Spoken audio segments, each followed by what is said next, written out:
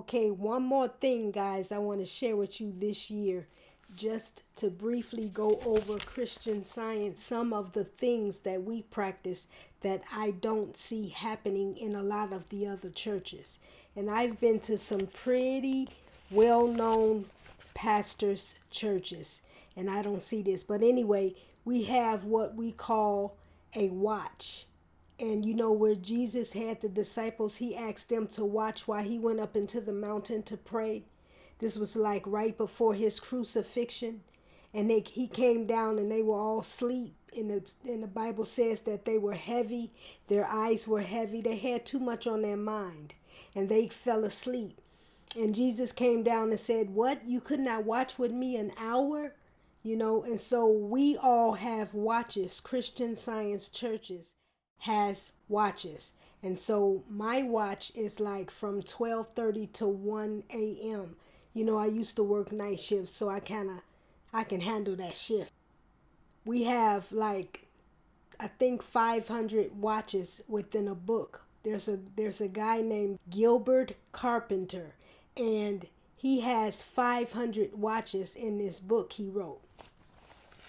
And so this is the watch number 87. And I just thought that this was so wonderful to bring in the new year with this watch. So here it is. Watch that you bear in mind Jesus' rule. This kind cometh not forth except by prayer and fasting. The most efficient way to dispose of an animal that troubles you is to cut off its supply of food. Error is sustained by mortal man's belief in it, and truth is put into operation by being brought into consciousness as a reality. Fasting and prayer must mean denial and affirmation, starving error and accentuating truth. You starve error by making nothing of it, by refusing to acknowledge it, think about it, or believe in it. You feed truth and build up a consciousness of good by emphasizing it, affirming it, and trusting in it. Thus, we have the perfect rule. Starve error by seeing its nothingness until it falls and is self-destroyed from lack of support, and build up a consciousness of good until it becomes so real to you that you can feel its presence constantly. Trust in it as a power outside of yourself, which you reflect, and know that it is operating in the world and through you by your reflection of it. From Sunday through Saturday, I watch from 12:30 to 1 a.m. I'm watching out for all the things that I see that are going wrong. I'm denying and I'm acknowledging God's presence, his goodness, and his allness, and I'm denying what the physical senses are seeing. So yeah, that's all.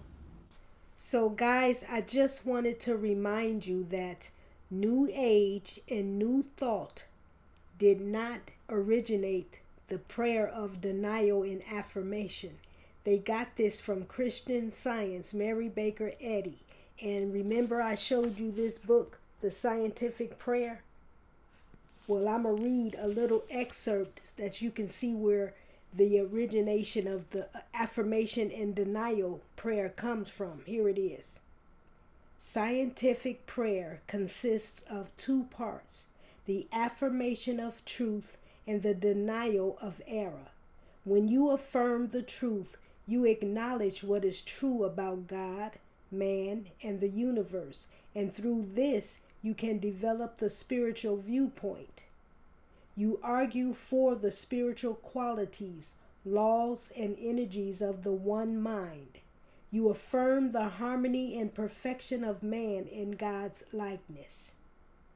You realize the oneness of God and man as cause and effect. When you deny animal magnetism, you argue against mortal beliefs and emotions, sins, and discord. You deny the existence of matter and its laws, and the belief in the power and the reality of evil. This work is done to change, purify, and spiritualize the inner self. And that's just an excerpt, and that's out of this book, Scientific Prayer. Put it in the description box down there. Okay, that's it. That's all I wanted to say, guys. Remember, New Thought and New Age do not deal with the mind of God. They do not deal with the truths of God. They tell you to get into your own mind and you make your own decisions. So that's it. All right. Talk to you. Bye-bye. This is Love Exhorter, and I'm here to exhort God's love. Thank you for listening.